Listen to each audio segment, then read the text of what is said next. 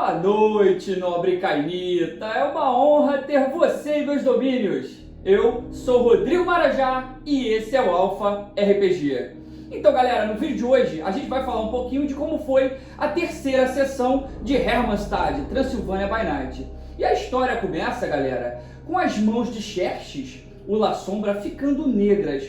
Na verdade, as pontas dos dedos de Xerxes que começaram a ficar escuras. Parece que a tal maldição estava avançando lentamente até o meio dos dedos de Xerxes, e indo mais e mais, como se fosse tomar toda a mão do La Sombra. Eu pressionei nesses momentos, eu como narrador, eu pressionei os jogadores a tomarem uma decisão. O que vocês vão fazer? Vocês vão cortar a mão fora do Xerxes? Eu comecei a botar uma pilha, pressionando para que eles tomassem uma decisão um pouco mais rápido. E dessa forma eles começaram até a ficar um pouco desesperados. Enquanto isso, enquanto essa cena se desenrolava, o Hardinho, o Capadócio, ele pegou a boneca quebrada que estava no chão e começou a analisá-la. Então, nesse momento, alguém bateu a porta e foi um momento de muita tensão. Eles não estavam esperando nenhuma visita e, de repente, daquele problema todo se desenrolando e alguém bate a porta. Foi uma situação bem tensa realmente. E o Vicenzo, o Malkaviano, ele disse, então, não, eu vou abrir a porta. E eu falei, você vai abrir a porta direto? Não vai olhar antes quem é?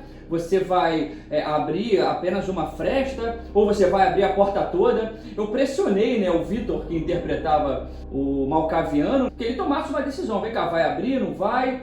Mas o Vicenzo foi bem firme e disse que abriria a porta sem problema algum. E na verdade quem estava à porta era apenas mais um convidado que estava chegando atrasado na festa. Seu nome era Gabor, o Salubre. E o Montra, que ao ver o Salubre entrando na festa, entrando naquela sala gigantesca, ele pergunta se o Salubre Gabor poderia ajudar Xerxes, que estava sofrendo de algum tipo de maldição. E o Gabor vai até o La Sombra, e diz que pode tentar ajudá-lo. E nesse momento, o Gabor, o Salubre, ele segura a mão de Xerxes e começa a pronunciar algumas palavras bem bizarras. E em alguns minutos, as manchas negras das mãos de Xerxes, elas começam a desaparecer. Então o arcebispo, ele agradece bastante o Salubre, diz até que o clã La Sombra agora tem uma dívida com o Gabor. E na verdade, galera, ninguém sabe, mas o Gabor na verdade não é um Salubre. Ele é um Tremere, como nós falamos no vídeo sobre os personagens, Vocês não assistiram? Assistam o vídeo sobre os personagens dos jogadores, que lá a gente conta alguns desses segredos. E o Gabor, na verdade, ele é um Tremere. E foi ele quem mandou a velha Biarga amaldiçoar as bonecas e infectar alvos específicos, de forma que ele poderia curar esses vampiros, esses alvos, e conseguir a confiança e até mesmo favores desses vampiros. Então, depois de agradecer, o arcebispo, ele diz que a noite foi muito atribulada e que ele precisa repousar um pouco. Adelard, então, diz que mostrará ao Ambrósio Luiz Monsada os seus aposentos, e o Ramires, o Ravenus, ele diz também que vai acompanhar o arcebispo. Então, nesse momento, galera, o arcebispo, ele está se retirando da sala, e o Vicenzo, o Malkaviano, ele percebe que o arcebispo não se deu conta que o anel não está mais no seu dedo. Não é que o arcebispo tenha tirado o anel do dedo, não é isso. Parece que o arcebispo não se deu conta de alguém roubou ele. E ele não sentiu falta ainda. O Vicenzo, ele teve essa percepção. E também nessa parte da festa, o Nicolas e a Joaquina, os outros dois historiadores, também se despedem e saem da casa e vão embora. O resto dos convidados, galera, eles permaneceram e ficaram interagindo ali na sala por alguns minutos, até o momento em que o Adelard, o senescal, ele retorna à sala principal de reuniões, trazendo consigo o Bufão. Nesse momento, galera, os personagens percebem que o Bufão, ele foi espancado, tá? O Bufão, ele tá com os pés amarrados e com os pulsos também amarrados para trás, nas costas, e ele tá com muitas marcas de que foi agredido, sofreu socos e pontapés. Então o Adelard pergunta para o Montrak, qual é a punição adequada para essa infeliz criatura? E o Montrak, o toreador, que foi ferido por esse Bufão, recebeu uma adaga na nuca, ele graciosamente diz que basta que o Bufão se desculpe e que está tudo bem, está tudo tranquilo. E o toreador, ele olhando para o rosto do Bufão, o Montrak percebe aquela mosca. Vocês lembram, galera? Aquela mosca que saiu voando quando o Montrach abriu a caixa, aquela mosca retornou e ela veio voando e pousou no nariz do bobo da corte, que estava ali deitado no chão amarrado. A mosca então foi andando sobre o nariz do bufão, usando aquela linguinha nojenta, né, esfregando uma patinha na outra, como as moscas fazem, até chegar nos olhos do bufão. Ela então, ela pousa sobre a parte branca dos olhos, né, sobre a esclera, e ela força a sua entrada por baixo da pálpebra esquerda do olho do bufão, e ela entra nos olhos do bufão.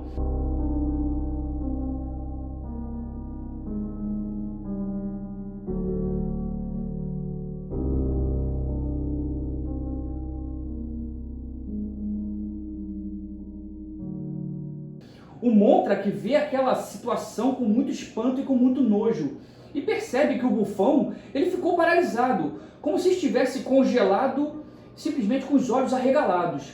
Nesse momento, todos sentem um cheiro de podridão, um cheiro de morte, e o cheiro vai ficando cada vez mais intenso, mais acentuado. Então aquele cheiro podre, aquele cheiro horrível, todos percebem que de repente, além do cheiro ruim, paira no ar um silêncio sobrenatural. Eles não escutam nenhum tipo de ruído, nem mesmo o barulho do vento, silêncio total. Parece que o vento parou, como se algo esperasse por eles. Então, eles ouvem como se fosse uma fera, uma besta, estivesse farejando do lado de fora. Farejando ali a janela, depois uma outra janela, depois a porta. E aí o Vicenzo corre até a porta principal e abre. E vê que em frente a essa porta, né, a porta principal, tem um homem parado. E o homem diz que ele é um mensageiro de Marelli, um mensageiro da tizimice inimiga. Seu nome é Franz, e ele pergunta se pode entrar. Galera, nesse momento, o Vicenzo ele é afligido por sua perturbação. O Damascus, aquela entidade que supostamente fala com ele dentro da cabeça dele, o Damascus diz que o Vicenzo deve ouvir o mensageiro. Então o Malkaviano ele vai até uma tocha próxima, né? Porque para o Malkaviano se comunicar com Damascus, ele precisa olhar para o fogo. Então o Malkaviano vai até uma vela, uma tocha que tem ali próximo e começa a conversar com a entidade. E a entidade o alerta dizendo que o mensageiro não está sozinho e que não há necessidade de violência, apenas ouvir a mensagem. O Xerxes, então, o La Sombra, ele simplesmente permite que o mensageiro entre. Ele diz, não, pode entrar. E aí todos os outros jogadores ficam desesperados. Não pode entrar, não, tá maluco. Mas, na verdade, o Xerxes já havia autorizado e o Franz deu um passo à frente e entrou na casa. Nesse momento, o Vicenzo, ele tenta ler a mente de Franz, utilizando auspícios. Mas a mente do mensageiro parece estar muito confusa. Parece haver dois pensamentos desconexos dentro do mesmo cérebro. Raciocínios discordantes, como se fosse uma dupla personalidade. Uma parte do cérebro do mensageiro pensa, eles vão nos matar, tem muito vampiro aqui. E no mesmo cérebro, no mesmo pensamento, uma outra parte diz, não se mata o mensageiro. Então o Vicenzo fica um pouco confuso, então o Franz, o mensageiro, ele entra, fecha a porta e pega um papel e todos aguardam ali parados que ele comece a ler o tal papel, né, o tal pergaminho, e todos ficam ali esperando. Mas o Franz, ele pega o papel e fica uma situação muito inusitada. Parece que ele não sabe ler, ele fica olhando o papel, olhando as letras e olham para os personagens dos jogadores ali naquela sala e ele não consegue entender. Então, de repente, ele simplesmente vira de costas e algo muito bizarro se apresenta para todos ali presentes. Simplesmente, na nuca do Franz, existe um outro rosto. É um rosto muito parecido com a face da frente, porém um pouco menor. Aquela criatura estranha realmente só pode ter sido criada por um tizimice. Nesse momento, o Montrach diz que vai embora e vai dar as costas para aquilo tudo ali, que aquilo ali tudo não interessa a ele, e simplesmente vai andando pelo corredor principal no intuito de procurar uma saída pelos fundos da casa. Mas a parte de trás do Franz, né, que se chama Peter, ele pede que o toreador apenas fique mais alguns instantes para que ele possa ouvir a mensagem. Então, a face da nuca diz que seu nome é Peter, né, se apresenta, e então começa a ler a mensagem. Na carta diz que isso é um último aviso e que o próximo ataque será algo muito mais direto caso Marusca Nosferatu não renuncie o seu domínio e vá embora de Hermannstadt. Amarelli diz na carta que não tem nenhum problema com os outros clãs que estão ali presentes e que basta apenas a Marusca ir embora para que a guerra não se inicie. No final da mensagem, o Peter ele pergunta para Vincenzo e Adelarde: eu posso dizer para minha senhora que vocês se renderam?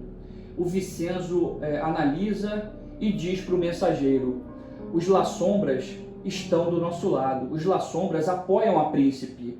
E o Montrak, o toreador, diz: como você ousas dizer tais palavras arrogantes sobre nossa príncipe?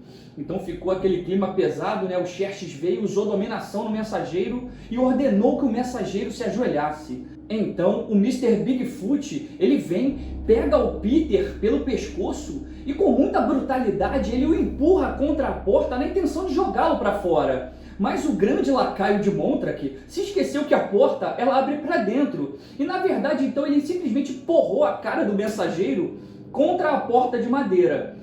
Depois de tal violência, né, o Mr. Bigfoot abre a porta e joga o mensageiro para fora da casa. E agora, nesse momento, com a porta aberta, o que está lá fora é visto por todos que estão dentro da casa. Simplesmente um cão com duas cabeças está sentado, como se estivesse de guarda, aguardando o Franz, aguardando o Peter. Sir Albert, o lacaio de Montrak, e Alfred, o lacaio de Xerxes, ambos estão no teto de suas respectivas carruagens, lá fora, tentando ficar fora do alcance daquele cão infernal.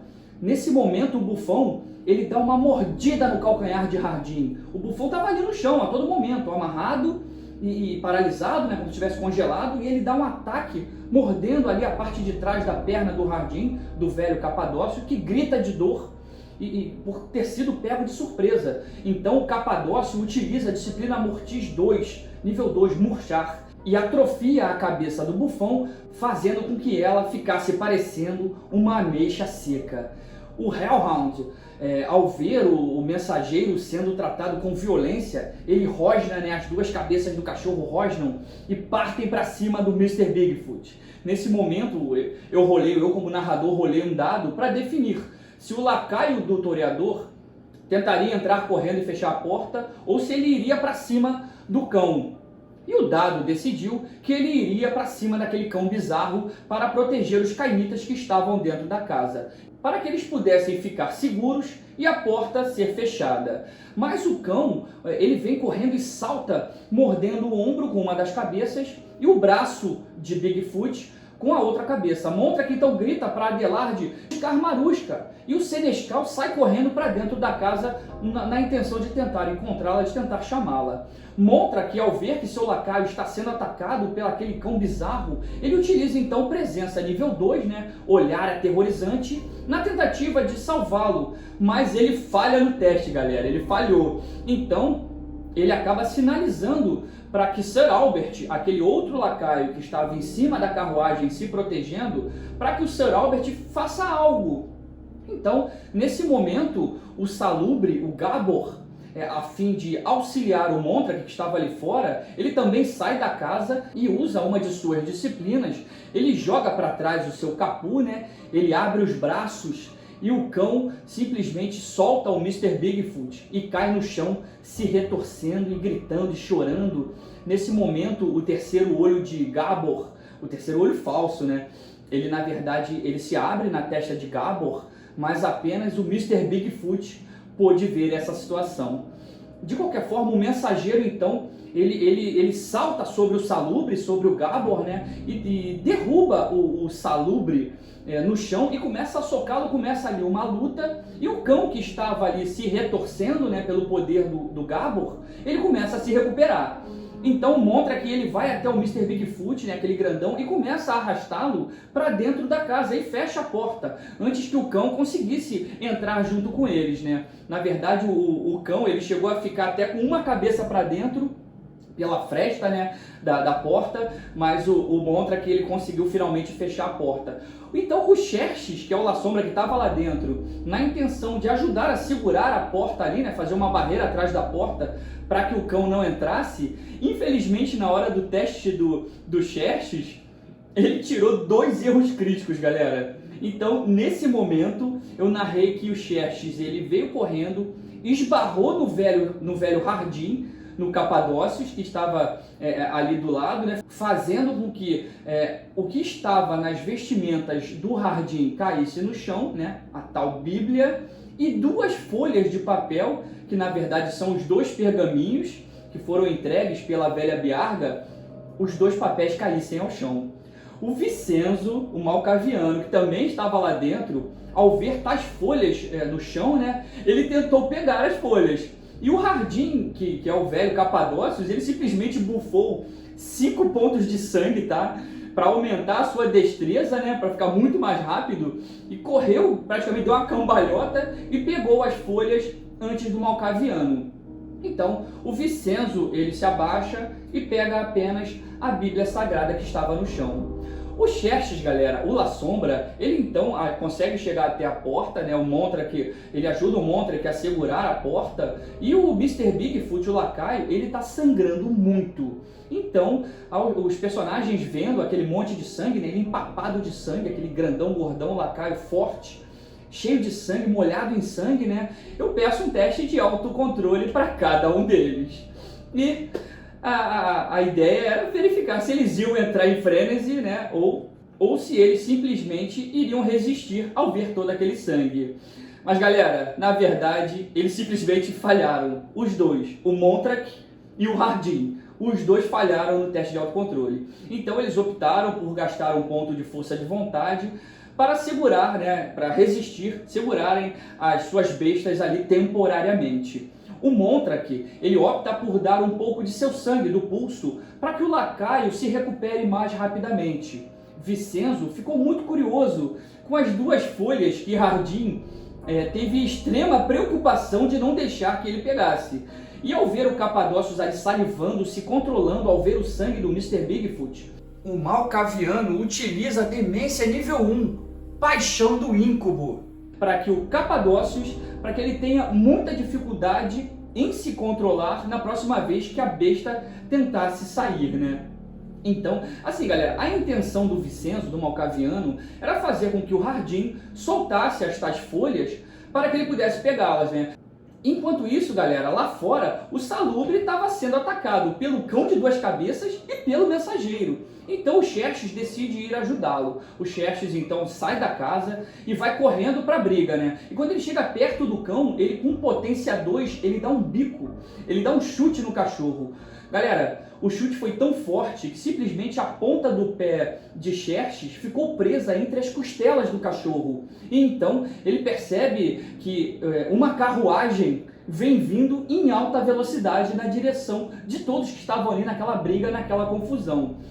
Quem é que estava na carruagem, galera? Era o Sir Albert, que quando o Montrach saiu, né, falou: Sir Albert, faça alguma coisa. Então o Sir Albert, ele voltou na carruagem, né, deu a volta no quarteirão e veio correndo no intuito de atropelar os inimigos. Só que quando ele ia atropelar os inimigos, com aqueles cavalos, aqueles 2 cavalos que puxam a carruagem, né, são cavalos puro sangue, manga larga, né, aqueles cavalos bem fortes. No momento que ele ia atropelar os inimigos, o Xerxes decidiu sair para chutar o cachorro de 2 cabeças. Então, nesse momento, a gente ficou na expectativa de, será que o Sir Albert ele vai atropelar todo mundo? Será que, inclusive, o Xerxes vai ser atropelado? Será que, quando o frenesi retornar, o Hardin vai conseguir se controlar dessa vez? E o Montrach, será que ele também ele vai resistir ao frenesi? Em relação ao arcebispo, ele vai perceber que roubaram o anel dele. Então, nesse momento, a gente para a aventura, né? Já tinha batido às 11, 11h30 da noite, que é o horário limite que a gente joga, né? De 8h30 às 11, 11h30. E a gente encerra a aventura, eu pauso a aventura nesse momento, na iminência de um atropelamento coletivo, né? porque o Sir Albert ele provavelmente vai atropelar ali o Xerxes, o Gabor que está no chão, o mensageiro, o cachorro, vai atropelar todo mundo. O pessoal, se não for atropelado, vai passar por cima, vai ser uma coisa doida. Eu paro a aventura bem nesse momento e essas outras questões também ficam em aberto para a próxima sessão.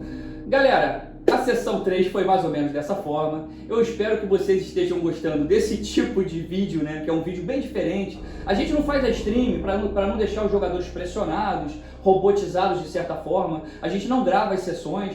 Eu estou tentando deixar os jogadores bem à vontade para que eles ajam naturalmente, façam o que eles gostariam de fazer realmente, né, que seus personagens fizessem. E espero que vocês estejam gostando desse vídeo um pouco diferente do comum que vocês estão habituados. Tá bom, galera? Deixe seu like se você gostou, deixe um comentário, por favor, para que eu analise o que vocês estão achando, se de repente eu preciso mudar a forma que eu estou narrando, como estão acontecendo as sessões, né? Deixa o seu comentário aí pra gente, isso é muito importante, tá bom, galera? Se inscreva no canal e deixe seu like. Um abraço e até a próxima. Valeu!